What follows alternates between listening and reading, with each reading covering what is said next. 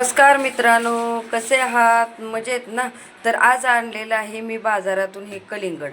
तर म्हटलं सध्या जरा मार्केटमध्ये मोहब्बत शरबत भरपूर चाललेलं आहे.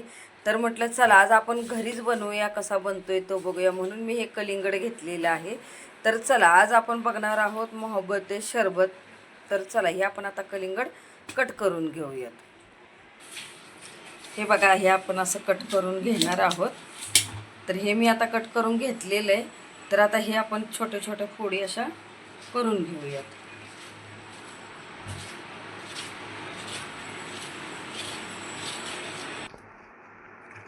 हे असं काढून घ्यायचं आहे मित्रांनो, छोट्या छोट्या फोडी करून आपल्याला. आता सगळं असं काढून घेऊया.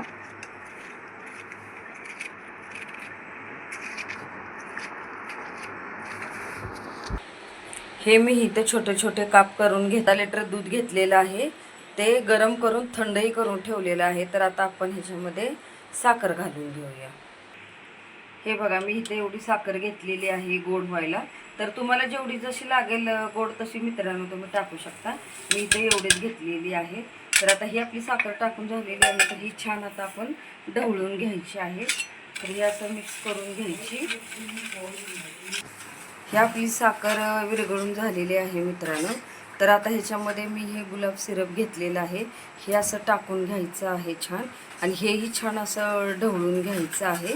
हे बघा किती कलर छान आलेला आहे याचा. तर हा आता कलर आपला खूप सुंदर आलेला आहे.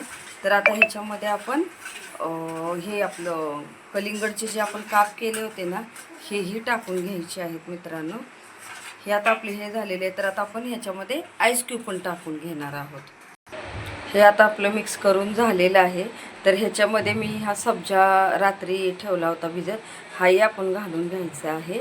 उन्हाळा चालू आहे त्यामुळं हे छान सब्जा वगैरे, गरमीमध्ये सब्जा खाल्लेला चांगला असतो पिलेला. तर तुम्ही हे बघा मित्रांनो, इथे असे छान आईस्क्रीम टाकून घ्यायचे आहेत आणि हा मस्त असा हलवायचा आहे मित्रांनो. तर आता उन्हाळ्यासाठी आपला हा मोहब्बत शरबत तयार झालेला आहे. सध्या बाहेर खूप गरमी होत आहे मित्रांनो. तर हे असं थंड काहीतरी पिलं पाहिजे गरमीच्या ह्याला. तर हे छान असं पिऊन घ्यायचं आहे. तर चला आता आपण हे आपला मोहब्बत शरबत तयार झालेला आहे. तर तुम्हाला हा कसा वाटला ते नक्की मला कमेंट करा मित्रांनो. आणि माझ्या यूट्यूब चॅनलला लाईक करा, शेअर करा, सबस्क्राईब करा, आणि हो इंस्टा आय डीलाही जाऊन फॉलो करा मित्रांनो. तर बाय.